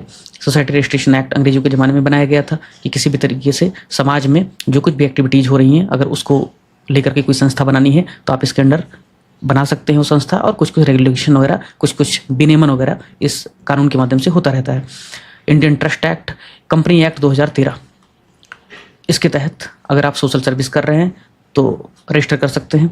फॉरेन कंट्रीब्यूशन रेगुलेशन एक्ट 2010, 1976, 2020 के बारे में लास्ट में बात करेंगे, उसके पहले बात कर लेते हैं इनकम टैक्स एक्ट 1961। कोई भी संस्था अगर खुद को कहती है कि मैं एनजीओ हूँ, और अगर वो खुद को एनजीओ कहती है तो उसका जो इनकम है, उसके जो पैसे रिसीव होते हैं वो टैक्स फ्री होते हैं। लेकिन वो टैक्स फ्री तभी होंगे जब आप जो भी आपको इनकम मिल रहा है, जो भी आपको रेवेन्यू मिल रहा है, रेवेन्यू नहीं कहेंगे, जो भी आपको रिसिप्ट मिल रहा है, जो टर्म इनकम टैक्स एक्ट में इस्तेमाल किया गया, जो रिसिप्ट मिल रहा है वो रिसिप्ट वेहमेंटली, मोस्टली और सिग्निफिकेंटली उसी पर्पज के लिए इस्तेमाल हो रहा है जिस पर्पज के लिए आपने एनजीओ एस्टेब्लिश किया है। अगर ऐसा नहीं है तो वो आपका जो इनकम है, वो आपका जो रिसिप्ट है वो टैक्सेबल हो सकता है। तो इनकम टैक्स एक्ट में 1961 में सेक्शंस हैं 80G, 12A, 12A, जिनके अंतर्गत बताया गया है कि कौन सी एक्टिविटीज़, किस तरह की एक्टिविटीज़ जिससे आप जुड़े हुए हैं और कितना खर्चा परमिसिबल है जिससे आपको टैक्स में राहत मिलेगी। लेकिन उसके लिए आपको करना क्या पड़ेगा, 80G के तहत आपको एक सर्टिफिकेट लेना पड़ेगा इनकम टैक्स डिपार्टमेंट से। उस सर्टिफिकेट में लिखा होगा कि आप एक एनजीओ हैं, आप अपने एक्टिविटीज़ को कैरी आउट कर सकते हैं जहाँ पे आपको टैक्स नहीं लगेगा। तो ये सारे प्रोविजन हैं जो यहाँ पे उनको आयकर से, इनकम टैक्स से छूट प्रदान करता है अगर आप एनजीओ हैं तो। ठीक है, अब सबसे जो महत्वपूर्ण है, जिसको लेकर के बहुत ज़्यादा 5 साल से सब कुछ चल रहा है, इस पर सवाल भी पूछा गया है और पूछा जा सकता है, वो है FCRA एक्ट 2020। लेकिन FCRA एक्ट 2020 को बताने से पहले मैं आपको बताना चाहता हूँ FCRA act 1976 amended in 2010। Indira Gandhi की गवर्नमेंट थी और वो चाहती थी कि उस समय तक एनजीओ इस तरीके से फॉरेन फंडिंग नहीं हासिल कर पाती थी, इतना पैसा नहीं मिलता था उनको। लेकिन इंदिरा गांधी की गवर्नमेंट चाहती थी कि गवर्नेंस में हिस्सेदारी तो निभाएं एनजीओज, समाज निर्माण, राष्ट्र निर्माण में अपनी भागीदारी तो निभाएं एनजीओज, सिविल सोसाइटी अपनी भागीदारी को, अपनी भूमिका को निभाएं, लेकिन एंटी नेशनल एक्टिविटीज़ या पॉलिटिकल जो कनोटेशन उनका है उसे कम कर दें। और राजनीतिक जो गतिविधियां हैं जो ढेर सारे एनजीओज करते थे, कई बार उनकी कुछ विचारधारा होती थी, उनकी कुछ राजनीतिक आइडियोलॉजीज होती थी, उस आइडियोलॉजी को प्रमोट करने के लिए जो भी फॉरेन फंडिंग मिलती थी, विदेशों से पैसा मिलता था, चंदा मिलता था, उसका इस्तेमाल करके उस पॉलिटिकल आइडियोलॉजी को, उस पॉलिटिकल नैरेटिव को, उस राजनीतिक प्रोपेगेंडा को प्रमोट करते थे। तो फिर अगर आपको ये करना है तो आप पॉलिटिक्स में आ जाइए, इससे अच्छा है। तो इसलिए गवर्नमेंट ने कहा कि भाई इनको हम थोड़ा सा रेगुलेट करते हैं। तो पहली बार 1976 में रेगुलेशन आया, दूसरी बार 2010 में आया। 2010 में रेगुलेशन इसलिए आया क्योंकि ये देखा गया कि जो एनजीओज हैं, उन एनजीओज को पैसा मिला विदेश से, मान लो एजुकेशन एक्टिविटीज़ के लिए, लेकिन उन्होंने क्या किया, एजुकेशन पे पैसा ना खर्च करके, प्राइमरी एजुकेशन पे पैसा ना खर्च करके, रूरल एजुकेशन पे पैसा ना खर्च करके, उन्होंने क्या किया, कहा कि हमारे पास 100 लोग थे जो एजुकेशन में काम कर रहे थे, एजुकेशन वेलफेयर के लिए काम करना चाह रहे थे, एजुकेशनल एक्टिविटीज़ के लिए काम करना चाह रहे थे, और हमने उनको जो 100 रुपये मिले थे फॉरेन से, या जो भी 100 रुपये टोटल जो चंदा मिला था मुझे, उसमें से हमने 80 रुपये इनको सैलरी के रूप में दे दिया। तो गवर्नमेंट ने कहा तुमको पैसा जो भी मिल रहा है, चाहे वो फिर कंपनीज से मिल रहा हो, चाहे चैरिटी इंस्टीट्यूशन से मिल रहा हो, चाहे इंडिविजुअल डोनर से मिल रहा हो, चाहे फॉरेन कंट्रीब्यूशन के माध्यम से मिल रहा हो, जो भी पैसा तुमको मिल रहा है, अगर तुम उसका 50 रुपये से ज़्यादा खर्च करोगे, यानी 50% से ज़्यादा खर्च करोगे, तो वो माना नहीं जाएगा। यानी तुम अपने ह्यूमन रिसोर्स पर, अपने एम्प्लॉइज पर, अपने रेवेन्यू एक्सपेंडिचर पर मैक्सिमम 50% तक ही खर्च कर सकते हो, जो भी तुम्हें फॉरेन कंट्रीब्यूशन मिल रहा है उसके लिए। तो ये कुछ रेगुलेशन किए गए, लेकिन असली रेगुलेशन तब आया जब 2020 में सरकार को ये पता चला कि कुडनकुलम जैसे प्रोजेक्ट जिसका विरोध किया गया, और उस विरोध को करने वाली जो संस्था थी, ग्रीन पीस इंटरनेशनल जैसी संस्थाएं जो थी, उन्होंने अमेरिका से फंडिंग लिया, और फंडिंग इसलिए लिया ताकि रूस के माध्यम से, रूस की मदद से जो हम कुडनकुलम एटॉमिक रिएक्टर एस्टैब्लिश कर रहे थे उसको रोका जा सके, उसको हॉल्ट किया जा सके, और अमेरिका की जो वेस्टिंग्स करके क्या है वो संस्था, उसको ये ठेका मिले, उसके साथ प्रोजेक्ट किसी भी तरीके से चालू किया जा सके। ऐसे ही और सारी, एमनेस्टी इंटरनेशनल है, मदर टेरेसा का एनजीओ है, इन पर भी आरोप लगते रहे कि ये कहीं ना कहीं पैसे विदेशों से लेकर के मास कन्वर्जन कराती हैं। तो एफसीआरए 2020 में बहुत व्यापक, बहुत कॉम्प्रिहेंसिव अमेंडमेंट किए गए। उस अमेंडमेंट के क्या क्या प्रावधान है मैं आपको दिखाता हूँ। पहला प्रावधान है prohibition on transfer of fund. अगर मान लो कोई एक एनजीओ ए है, उस एनजीओ को 100 रुपये मिले हैं, तो ऐसा नहीं हुआ कि उठा करके किसी दूसरे एनजीओ को पैसा देते, ठीक है। तो सारा पैसा अगर इसको दे देगा, मतलब ये है कि ये प्रोपेगेंडा फैला रही है अलग अलग छोटे छोटे ग्रुप्स के माध्यम से, और ये मनी लॉन्ड्रिंग हो सकता है, ये आतंकवाद के लिए फंडिंग हो सकती है, ये हवाला कारोबार के लिए फंडिंग हो सकती है। इसलिए इस पैसे को बार बार हम सर्कुलेट नहीं होने देंगे एक लिमिट से ज़्यादा। दूसरा, आधार वगैरह ठीक है, utilisation only through designated FCRA account. 2020 के अमेंडमेंट में कहा गया कि अगर आप विदेशों से पैसा ले रहे हो तो एफसीआरए कानून के तहत आपको अपना जो अकाउंट है वो सिर्फ एक ही ब्रांच में डालना पड़ेगा, एक ही ब्रांच में खुलवाना पड़ेगा। वो ब्रांच है पार्लियामेंट की जो स्ट्रीट है, पार्लियामेंट स्ट्रीट में जो स्टेट बैंक ऑफ इंडिया का ब्रांच है, उसी में आपको अपने अकाउंट को खुलवाना पड़ेगा। ऐसा इसलिए ताकि सरकार जब चाहे, जैसे चाहे, फॉरेन कंट्रीब्यूशन प्राप्त करने वाले एनजीओज के रिकॉर्ड की जांच कर सके, उनके ट्रैक कर सके, उनकी हिस्ट्री समझ सके, उनके एक्टिविटीज़ को मॉनिटर कर सके, इंटेल जुटा सके और उन पर एक्शन ले सके या रेगुलेट कर सके। इसलिए सरकार ने सभी एनजीओ जो भी फॉरेन कंट्रीब्यूशन रिसीव कर रहे हैं, उनके अकाउंट को पार्लियामेंट स्ट्रीट न्यू दिल्ली में ही रजिस्टर करने के लिए, ब्रांच ओपन करने के लिए, अकाउंट ओपन करने के लिए कहा। अगला, जो एडमिनिस्ट्रेटिव एक्सपेंस था कि 100 रुपये आपको फॉरेन से मिला, उस 100 रुपये में अभी तक आप 50 रुपये खर्च कर सकते थे अपने एम्प्लॉयज़ को सैलरी देने के लिए, अपने एडमिनिस्ट्रेशन को चलाने के लिए। अब इसको कम करके 20 रुपये कर दिया गया है, 20% कर दिया गया। अगर आपको 100 रुपये बाहर से मिल रहे हैं विदेशों से, तो अधिकतम आप 20 रुपये ही खर्च कर सकते हैं एडमिनिस्ट्रेटिव पर्पजेज के लिए। ऐसा इसलिए क्योंकि द हिंदू ने एक खबर छापा गवर्नमेंट के हवाले से, FCRA amendment in 2020 to discourage NGOs from spending on posh buildings and luxurious vehicles, Ministry of Home Affairs annual report। Ministry of Home Affairs को जो रिकॉर्ड मिला, जो इंक्वायरीज में उनको हाथ लगा डेटा, उससे पता चलता है जितने बड़े बड़े एनजीओज हैं, उनके जो करता धरता लोग हैं, उनके डायरेक्टर्स हैं, उनके मेंबर्स हैं, उनके बड़े बड़े बंगले हैं, बड़े बड़े गाड़ियां हैं, और वो सारा पैसा जो फॉरेन कंट्रीब्यूशन मिलता है उससे इस्तेमाल करते हैं और दिखाते हैं कि प्रशासनिक खर्चे हो गए, विदेशों में कॉन्फ्रेंस के लिए जाते हैं, हवाई ट्रैवल करते हैं और लग्जरी होटल्स में रहते हैं, अपने पर्सनल एसेट डेवलप करते हैं। तो उसको रोकने के लिए एडमिनिस्ट्रेटिव जो एक्सपेंसेस हैं, ह्यूमन रिसोर्स को जो दिया गया पैसा है, उसको मैक्सिमम 20% तक ही उन्होंने कहा कैप कर देंगे।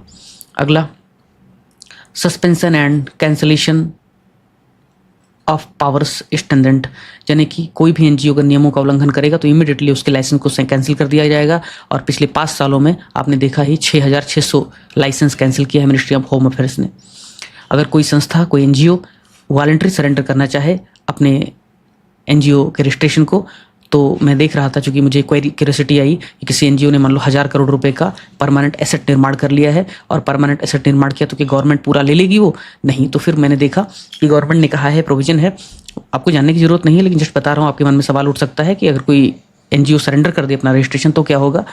तो उसका जो फॉरेन कंट्रीब्यूशन मिला है, एफसीआरए से जो पैसा मिला है, वो सारा पैसा गवर्नमेंट टेक ओवर कर लेगी, बाद में उसको डेवलपमेंटल एक्टिविटीज़ में लगा देगी।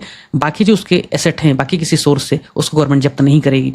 अब ये जो एफसीआरए एक्ट है ये तो है, लेकिन इससे चैलेंज किस तरीके का होगा, इससे किस तरीके की दिक्कतें आएंगी एनजीओज को, वो देख लेते हैं। लेकिन उसके पहले देखेंगे लाभ क्या होगा। चैलेंजेस देखेंगे बाद में, पहले देखेंगे लाभ क्या होगा।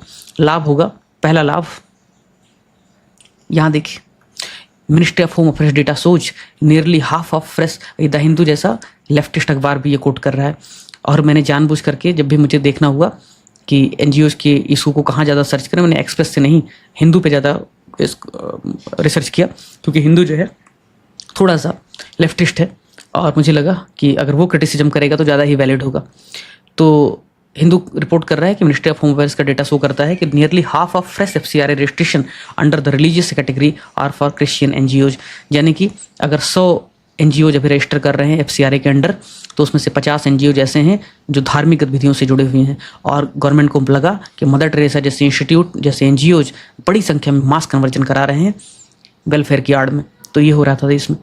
अब एनजीओज एंटी नेशनल एक्टिविटीज़ में कम शामिल होंगी, या उन पे कहीं ना कहीं चेक एंड बैलेंस रहेगा। जिस पर्पज़ के लिए पैसा मिला है, जिस पर्पज़ के लिए फंडिंग मिली है, उसी पर खर्च किया जाएगा। ऐसा नहीं कि पैसा मिला है स्कूल के लिए और आपने खर्च कर दिया मेंबर्स को सैलरी देने के नाम पे। ट्रांसपेरेंसी अब ज़्यादा, पारदर्शिता ज़्यादा इंश्योर हो पाएगी, इसका ट्रांसलेशन कर देंगे जल्दी में था। राजनीतिक गतिविधियों पर नियंत्रण हो पाएगा, पॉलिटिकल एक्टिविटीज़ नहीं कर पाएंगे। पता लगा कि आपने एमनेस्टी इंटरनेशनल ने पैसा ले लिया और किसी क्या नाम उसका, जिसको फांसी दी गई थी यार, वो मुंबई बम ब्लास्ट में शामिल था, कौन सा मेनन था? हाँ, याकूब मेनन। तो ऐसे टेररिस्ट की फांसी वगैरह की जब सजा होती है तो वो सुप्रीम कोर्ट पहुंच जाते हैं, आंदोलन करते हैं ह्यूमन राइट के नाम पे। तो ऐसी जो संस्थाएं हैं, ऐसी जो एनजीओज हैं, उनके पॉलिटिकली मोटिवेटेड जो एक्टिविटीज़ हैं उनको कहीं ना कहीं चेक किया जाएगा, उन पर नियंत्रण लाया जाएगा। समाज में विभाजन, एथनिसिटी, रिलीजन और कास्ट के नाम पे उस पर थोड़ा सा कंट्रोल होगा। धर्म परिवर्तन रुकेगा, रुक नहीं रहा, बात अलग है। अर्बन नक्सल एक टर्म मैंने जानबूझ करके डाला है, क्योंकि गवर्नमेंट ने, अभी महाराष्ट्र की गवर्नमेंट ने जो एक्ट पास किया, अर्बन नक्सल एक्ट पास किया, कहीं ना कहीं उसके पीछे कहा जा रहा है कि कुछ एनजीओज पैसे लेकर के जानबूझ करके प्रोपेगेंडा फैला रही हैं, लिटरेचर फैला रही हैं, प्रमोट कर रही हैं हेट्रेड, सोसाइटी में डिविजन्स। तो अर्बन नक्सल जैसे एक्टिविटीज़ भी हो रहा है। आप लिखिएगा, जम के लिखिएगा कि टर्म, कोई दिक्कत नहीं है। आतंकवाद, ऐसा माना जाता है कि जो आतंकवादी हैं, जो टेररिस्ट फंडिंग है नॉर्मल रूट के जरिए जब नहीं हो पाती है, तो जैसे मोहम्मद, लश्कर तैयबा, उसके पहले एक इंस्टीट्यूट, एक आतंकवादी संस्था थी भारत में जिसका नाम था सिमी, जो बैन कर दिया गवर्नमेंट ऑफ इंडिया ने 2009-10 में उसके आसपास, student Islamic movement of India. वो जो सिमी था, वो भटकल वगैरह जो कर्नाटक केरला के उधर जो एरियाज हैं उनमें उसका ज़्यादा बोलबाला था। सिमी क्या करता था, अच्छे खासे पढ़े लिखे नौजवानों को भर्ती करता था। सऊदी अरब वगैरह से वहाबी जो नेशनलिज्म, वहाबी जो इस्लामिक आइडियोलॉजी है, वहाबिज्म है, उसमें आस्था रखने वाले लोगों से फंडिंग लेता था और उस फंडिंग का इस्तेमाल भारत में रेडिकलाइजेशन के लिए, मुस्लिम जो स्टूडेंट्स हैं, यंग स्टूडेंट्स हैं, उनके ब्रेन वॉश करने के लिए इस्तेमाल करता था। और बाद में जितनी भी टेररिस्ट एक्टिविटीज उस पीरियड में हुई थी, उसमें कहीं ना कहीं सिमी का हाथ था, गवर्नमेंट को उसको बैन करना पड़ा। तो आतंकवाद में भी इससे कमी आएगी। हवाला के जरिए जो मनी लॉन्ड्रिंग होता था, या जो टेररिस्ट के लिए, टेररिज्म के लिए फंडिंग होती थी, उसको भी रोका जा सकेगा। तो ये सब हैं एफसीआरए 2020 का जो अमेंडमेंट एक्ट है उसके होने वाले संभावित फायदे, ठीक है। लेकिन इसके नुकसान भी हैं, इसके चैलेंजेस भी हैं जो हमें देखना पड़ेगा। इसीलिए चैलेंजेस या चुनौतियों का हमने सेपरेट डायमेंशन क्रिएट किया है। क्या चैलेंजेस होगा? पहला जो प्रोविजन था उसी में से निकाल लेते हैं चैलेंजेस, फिर आपको लिखा हुआ है उसको भी दिखाएंगे। देखिए चैलेंजेस क्या होगा। आपने कहा कि कोई एनजीओ ए है तो अपना पैसा बी को आसानी से ट्रांसफ़र नहीं कर सकती। तो आप बताओ मुझे कि भारत में अधिकतर जो पैसा है, 1/3 से ज़्यादा पैसा कुछ ही 100 एनजीओज को मिल रहा है। तो फॉरेन कंट्रीब्यूशन, फॉरेन फंडिंग अधिकतर उन्हीं एनजीओज को मिलता है जो बहुत बड़े होते हैं, जो बहुत लार्ज होते हैं, बहुत पॉपुलर होते हैं। जैसे कि कैलाश सत्यार्थी की बचपन बचाओ है, अधिकतर पैसा जो मिलेगा फॉरेन से। जब भी कोई चाइल्ड केयर की बात होगी, जब भी कोई ह्यूमन ट्रैफिकिंग के खिलाफ लड़ाई की बात होगी, तो किसको मिलेगा? कैलाश सत्यार्थी की एनजीओ बचपन बचाओ को मिलेगा। लेकिन उसका क्या कि कल को मैं मान लो एनजीओ खोल दूं कि बच्चों के वेलफेयर के लिए एक्चुअली में काम करना है, उनके ट्रैफिकिंग को रोकना है, मुझे कोई पैसा नहीं देगा, मुझे कोई जानता भी नहीं है, कितना मुश्किल से मुझे मेहनत करना पड़ेगा फंडिंग लेने के लिए। तो मैं क्या कहूँगा, कैलाश सत्यार्थी के पास जाऊँगा, बोलूँगा भाई पैसे दे दो, थोड़ा सा आपको ज़्यादा पैसे मिल रहे हैं, फॉरेन फंडिंग मिल रहा है, आपको नोबेल वोबेल मिल चुका है, तो कुछ पैसे हमें भी दे दो। तो कैलाश सत्यार्थी हमें थोड़े पैसे दे देंगे कि आप भी चलो हमारे साथ कुछ काम करो वेलफेयर के लिए। लेकिन अब ये FCRA कहता है आप ट्रांसफर ही नहीं कर पाओगे पैसे इजली एक लिमिट के बाद, तो फिर कैसे मिलेंगे छोटे छोटे एनजीओज को पैसे, कैसे काम करेंगे वो सिग्निफिकेंटली। सिविक सोसाइटी अगर कोई चेंज लाना चाहेगी, सोसाइटी में कंट्रीब्यूशन करना चाहेगी, तो कैसे करेगी। तो this is the criticism of 2020 FCRA amendment act. दूसरा, आपने कहा कि पार्लियामेंट्री स्ट्रीट में जो SBI का अकाउंट है, अब खाली वहीं पे आप अपना ब्रांच ओपन कर सकते हैं अगर आपको फॉरेन फंडिंग लेनी है तो मान लो कोई नागालैंड का बंदा है, कोई मणिपुर का बंदा है, कोई अंडमान निकोबार में चला रहा है अपना एनजीओ छोटा सा, और उसको कुछ पैसे 10-20 लाख रुपए मिल जा रहे हैं फॉरेन से, तो फिर वो कैसे करेगा।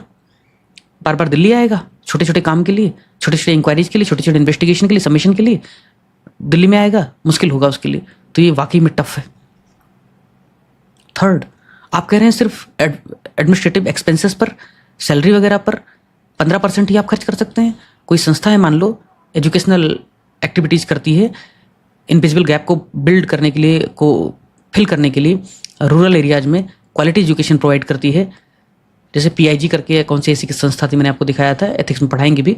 ऐसी कोई संस्था है जो बच्चों को, गरीब बच्चों को पढ़ाती है, कोचिंग देती है, ट्यूशन देती है। उसको अच्छे टीचर रखने पड़ेंगे, अच्छे टीचर रखने पड़ेंगे तो उनको सैलरी देनी पड़ेगी। अगर उसको फॉरेन से 100 रुपये मिलेंगे तो 100 रुपये में हो सकता है 90 रुपये अपने टीचर्स को सैलरी देने में ही चला जाए। तो फिर आप कह रहे हैं सिर्फ 20% ही, 20 रुपये ही सैलरी दे सकते हो, फिर तो 20 रुपये सैलरी देगी तो कोई टीचर काम नहीं करेगा, कम टीचर रखने पड़ेंगे फिर तो कभी भी वो एजुकेशनल इंस्टीट्यूट के तौर पे एजुकेशनल एक्टिविटीज़ के लिए वो एनजीओ काम ही नहीं कर पाएगा। तो this is the another criticism of this provision of FCRA amended in 2020. Next, suspension and cancellation power strengthened. आपको पता है कि जो ब्यूरोक्रेट होते हैं, सारे नहीं लेकिन अधिकतर ब्यूरोक्रेट की प्रॉब्लम कैसी होती है, उनकी अपनी आइडियोलॉजी, उनके अपने कम एक्सपीरियंसेस, अखबार भी पढ़ना छोड़ देते हैं, बैठे रहते हैं ठंडे कमरों में दिल्ली में। उनका मन आया कि चलो ठीक है ये एनजीओ अच्छा काम नहीं कर रहे, आइडियोलॉजी से जो भी whatever they are inspired, cancel कर दिया लाइसेंस ही, या सस्पेंड कर दिया, या रिन्यू ही नहीं किया। फिर क्या करोगे, आप भटकते रहो। कौन अकाउंटेबिलिटी ठहराएगा, और ठहराएगा भी तो कब ठहराएगा, है ना। ये सब है। और क्या चैलेंजेस है। हिंदू कह रहा है कि भाई, हिंदू तो वैसे भी रोता रहता है, लेकिन फिर भी इसकी बात तो कुछ हद तक ठीक है कि FCRA will virtually makes it impossible for NGOs to function, कि इस तरीके का जो कानून है वो एनजीओज को पैसा इकट्ठा करने, उनको खर्च करने के लिए बहुत मुश्किल कर देगा। क्यों? क्योंकि आपने सब ग्रांटिंग यानी कि दूसरों छोटे छोटे एनजीओज को पैसे देने के लिए मना कर दिया है। दिल्ली में ही आपको ब्रांच ओपन करने बताया, कैप लगा दिया 20% का, आपको बहुत सारे डॉक्यूमेंट देने हैं, सबमिट करने हैं, तब आपका FCRA के तहत रजिस्ट्रेशन हो पाएगा, और हर 5 साल में उनको रिन्यू करना पड़ेगा। जब भी चाहो सस्पेंड कर सकते हो, कैंसिल कर सकते हो। एमनेस्टी तो खैर बदमाश थी वैसे, लेकिन फिर भी बहुत सारे हैं जो जेन्युइन भी होते हैं, कई बार उनको दिक्कत होती है। Shrinking space for civil society and advocacy work. कोई सिविल सोसाइटी, कोई ऑर्गेनाइजेशन चाहे कि थोड़ा सा हम एक्टिविटी करें, समाज में कुछ अच्छा करें, तो उसके लिए भी इंस्पिरेशन खत्म हो जाएगा, उसके लिए भी कहीं ना कहीं काफ़ी रेगुलेटरी। अच्छा, एक चीज़ उन्होंने और भी किया है FCRA में ही, मैं देख रहा था कि पहले क्या था कि जो गवर्नमेंट सर्वेंट हैं वो किसी भी प्रकार के फॉरेन कंट्रीब्यूशन FCRA के तहत कोई कंट्रीब्यूशन इस तरह से नहीं ले सकते थे, सरकार को बताना पड़ता था। अभी उन्होंने क्या किया, उस टर्म को रिप्लेस करके पब्लिक सर्वेंट कर दिया है। अब कोई MP है, MLA है, सरकार से किसी भी तरह से जुड़ा है, पॉलिसी से, सैलरी से, किसी भी तरीके से गवर्नमेंट से जुड़ा है, वो FCRA में पैसा नहीं ले सकता। ठीक है, ठीक है भैया। सरकारी दखल बहुत बढ़ जाएगा। वाइब्रेंट समाज लिख के आना, अभिव्यक्ति की आज़ादी, आदमी अब कमी आएगी। प्रशासनिक नेचर वाले एनजीओज को अब खर्च करने में कठिनाई आएगी, दूर दराज वाले एनजीओज को भी दिक्कत होने वाली है। अब ये सब जो हमने चर्चा की, जरा इंडिपेंडेंट सोचो, एकेडमिकली सोचो कि सरकार कह रही है कि मैं खुद भी मानता हूँ कि एनजीओ बहुत फ्रॉड करते हैं, बहुत बदमाश होते हैं, बस कुछ नहीं तो एनजीओ बना लो। ठीक है, अब मुझे भी कई बार लगता है, मेरा व्यक्तिगत अनुभव रहा है, सारे एनजीओ जैसे नहीं होते। जैसे ग्रेजुएशन के दौरान, छोटा था मैं, अपने टीनेज में था, मुझे लगा कि एजुकेशन को लेकर दिक्कत है, तो मैं और अब मेरे कुछ साथी मिल करके उन्होंने कहा कि हम एक स्कूल था वहाँ बगल में प्राइमरी का, हमने कहा उनको मैथमेटिक्स सिखाएंगे, उनको हम साइंस सिखाएंगे, जो भी एक्स्ट्रा टाइम होगा स्कूल के बाद में बच्चे रुक सकते हैं तो हम 1 घंटे उनको पढ़ाएंगे। पढ़ाने में मेरा इंटरेस्ट था, मेरे कुछ दोस्तों का भी इंटरेस्ट था, तो हम लोग करते थे ऐसा। और एक NGO मतलब रजिस्टर तो नहीं कराया था, लेकिन हमने एक संस्था का नाम दिया था, उसमें लोग वॉलंटरी अपना कंट्रीब्यूशन करते थे, कुछ हम साफ सफाई भी करते थे एनवायरनमेंट को लेकर के। तो सारे NGOs खराब नहीं होते हैं, लेकिन NGOs में अधिकतर लोगों ने 33 लाख अगर NGOs हैं भारत में, कितने ऐसे NGOs हैं जो एक्चुअली में काम करते हैं ज़मीन पर, तो दिक्कतें तो हैं। लेकिन अगर इसका हम एक काउंटर आर्गूमेंट हम ड्रॉ करने की कोशिश करें कि सरकार कहती है कि पॉलिटिकल एक्टिविटीज़ में NGOs इन्वॉल्व रहते हैं, इसलिए हम उनको या तो बैन कर देंगे या फॉरेन कंट्रीब्यूशन लेने से मना कर देंगे। तो आप बताइए कि इलेक्टोरल बॉन्ड जैसे मैकेनिज्म, इलेक्टोरल बॉन्ड जैसे जो तरीके थे जिसके माध्यम से फॉरेन कंपनीज जो भारत में काम कर रही हैं वो पॉलिटिकल ऑर्गेनाइजेशंस को चंदा दे सकती थी। एक हिसाब से अगर इनडायरेक्टली देखा जाए तो फॉरेन कंट्रीब्यूशन पॉलिटिकल पार्टी ले रही थी इलेक्टोरल बॉन्ड के बहाने, उसके सहारे, और उसमें भी कुछ इंक्वायरी नहीं हो रही थी। बाद में सुप्रीम कोर्ट ने इसको स्ट्रक डाउन किया।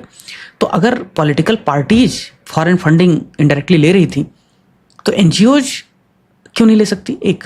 दूसरा, पॉलिटिकल पार्टीज भी तो पॉलिटिकल एक्टिविटी करती हैं ना, मीडिया वाले भी तो पॉलिटिकल एजेंडा अपना फैलाते ही फैलाते हैं, तो फिर ये NGOs क्यों नहीं पॉलिटिकल आइडियोलॉजी के हिसाब से प्रमोशन प्रोपगेशन कर सकती? दुनिया भर में भारत में सबसे ज़्यादा रेगुलेशन, सबसे ज़्यादा स्ट्रिक्ट एक्शंस NGOs के खिलाफ लिए जा रहे हैं, तो इनका क्या? दूसरा ये कि न्यूज़पेपर हैं, टेलीविजन्स हैं, अगर वहाँ पर एक आर्गूमेंट दिया जाता है कि अलग अलग न्यूज़पेपर्स, अलग अलग टेलीविजन्स का अमेरिका वगैरह में, इंडिया में भी अलग अलग आइडियोलॉजी है। जैसे मान लो एक पर्टिकुलर टीवी चैनल, नाम लेने की जरूरत नहीं, मान लो वो टेलीविजन चैनल किसी एक पार्टी की बहुत ज़्यादा आलोचना करता है, तो दूसरा टेलीविज़न है उसी पार्टी की तारीफ भी तो करता है। राज्यसभा टीवी की आप 10 साल पुराने की आप एपिसोड उठा करके देखिए, 2014-15 में या उसके पहले, तो भारतीय जनता पार्टी, NDA या ऐसी आइडियोलॉजी पे जम करके आरिफा खानम सिरानी जैसे वहाँ पे एंकर हुआ करती थी, जम करके क्रिटिसाइज करती थी। आज वो क्रिटिसिज्म नहीं देखने को मिलता है। क्यों? क्योंकि उस समय जो कांग्रेस थी उन्होंने ऐसे लोगों को भर के रखा था राज्यसभा में, टेलीविजन पे, लोकसभा टेलीविजन पे, जो उनकी तारीफ करे, उनकी आइडियोलॉजी की तारीफ करे, विपक्ष की तारीफ ना करे। तो जब भी गवर्नमेंट आती है उसकी आइडियोलॉजी के हिसाब से ढेर सारे टीवी चैनल्स, ढेर सारे अखबार अपनी आइडियोलॉजी को शिफ्ट कर लेते हैं। उसका काउंटर भी होता है, दूसरे अखबार, दूसरे टेलीविजन दूसरे पार्टी की आइडियोलॉजी को अडॉप्ट कर लेते हैं। तो NGOs भी तो ऐसा कर सकते हैं। एक NGO किसी एक पर्टिकुलर आइडियोलॉजी पे काम कर रहा है, दूसरा दूसरे पे काम कर सकता है, तो फिर आप ब्लैंकेट बैन क्यों लगा रहे हैं? डेमोक्रेटिकली क्यों नहीं उनको बढ़ने दे रहे हैं? ये भी एक आर्गूमेंट हो सकता है। आर्गूमेंट करने को बहुत सारे हो सकते हैं, लेकिन कुल मिलाकर के जब भी निबंध आ जाए या जब भी कोई GS में क्वेश्चन आ जाए तो आपके पास थोड़े से रेजर शार्प आर्गूमेंट हो तो ज़्यादा अच्छा रहेगा। वे फॉरवर्ड क्या है? वही वे फॉरवर्ड है। एक तो भाई NGOs को ना, बाकी तो ठीक है उस पर डिस्प्यूट हो सकता है, ट्रांसपेरेंसी एक ऐसी चीज़ है, कहते हैं ना संदेश इज द बेस्ट डिसइंफेक्टेंट। अगर NGOs खुद ट्रांसपेरेंट होती, उनकी एक्टिविटीज संदेश से परे होती, कहा जाता है कि सीजर की पत्नी का चरित्र संदेश से परे होना चाहिए, जूलियस सीजर में लिखते हैं विलियम शेक्सपियर।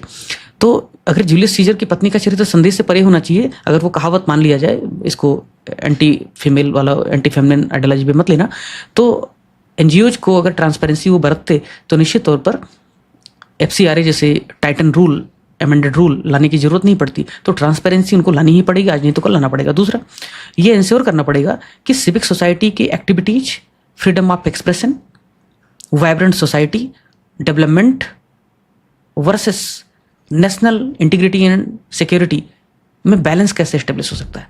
तो गवर्नमेंट को रेगुलेशन करना है, लेकिन इतना नहीं कि ये सब डेवलपमेंटल एक्टिविटीज, सिविक सोसाइटी की एक्टिविटीज पूरी तरीके से दब के रह जाएं। थर्ड, जो NGOs हैं, सरकार को कोशिश करनी चाहिए कि आपने रेगुलेशन कर दिया, बैन कर दिया, ठीक है, लेकिन जो NGOs FCRA से, फॉरेन कंट्रीब्यूशन से पैसा नहीं लेते, कोई बात नहीं है। बहुत सारे NGOs हैं, लाखों NGOs हैं जो फॉरेन से पैसा लेते ही नहीं, भारत में ही रहते हैं, कॉर्पोरेट सोशल रिस्पॉन्सिबिलिटी से पैसा लेते हैं, चैरिटेबल इंस्टीट्यूशन से पैसा लेते हैं, सरकार से पैसा लेते हैं, वो काम करते हैं। तो उनके लिए भी आप ट्रांसपेरेंसी के लिए, उनकी कैपेसिटी बिल्डिंग के लिए, अच्छे ह्यूमन रिसोर्स के लिए आप उनके लिए प्रावधान कीजिए, उनको कहीं ना कहीं आप हेल्प कीजिए। जरूरी थोड़ा है जो फॉरेन से पैसा लेते हैं सिर्फ उन्हीं पे आपका टारगेट है। बहुत सारे लाखों NGOs हैं जो भारत में रह के भारत में काम करते हैं, भारत के लिए काम करते हैं, कोई इंटरनेशनल एक्टिविटीज नहीं करते, उनका लेना देना ही नहीं किसी से। उनको आप कैसे हेल्प कर सकते हैं, वो भी तो आपको देखना पड़ेगा। और अगर कुछ NGO ऐसे हैं जो नहीं मान रहे हैं, conversion, hatred, division, international activities में इन्वॉल्व है, तो क्रैकडाउन कीजिए उनके खिलाफ, ताकि इस तरीके का जो परसेप्शन है वो डेवलप ना हो। फाइनेंशियल मैकेनिज्म, NGO दर्पण जैसी पहल काफ़ी अच्छी है, नीति आयोग के जो ऊपर आपको दिखाई है मैंने, ऐसे कुछ और आप प्रोग्राम चलाइए, इंस्टीट्यूशनल नेटवर्क और कोलेब्रेशन को मजबूत कीजिए, CSR वगैरह की जो फंडिंग उसका सही उपयोग हो उसके लिए भी आप मॉनिटरिंग कीजिए, पब्लिक एंगेजमेंट, कम्युनिटी पार्टिसिपेशन बढ़ाइए, पॉलिसी एडवोकेसी और लेजिस्लेटिव इन्वॉल्वमेंट, जैसे आपको पता होगा PRS करके एक संस्था है, तो ADR जैसी संस्था है, तो ऐसी संस्थाओं को बढ़ावा दो। वो रिसर्च करते हैं, गवर्नमेंट को पॉलिसी बनाने में मदद करते हैं, उनका गाइडेंस करते हैं, तो उनको आप बढ़ावा दीजिए। ठीक है, तो ये था इट्स ऑल अबाउट। कंक्लूजन नहीं लिख पाया, इसमें दे देता हूँ एमेंड करके, एडिट करके। अब सेल्फ हेल्प ग्रुप आता है। I think already it's too late, तो सेल्फ हेल्प ग्रुप में आपको दे देता हूँ रिकॉर्ड करके। ठीक है, चलेगा? चालेल।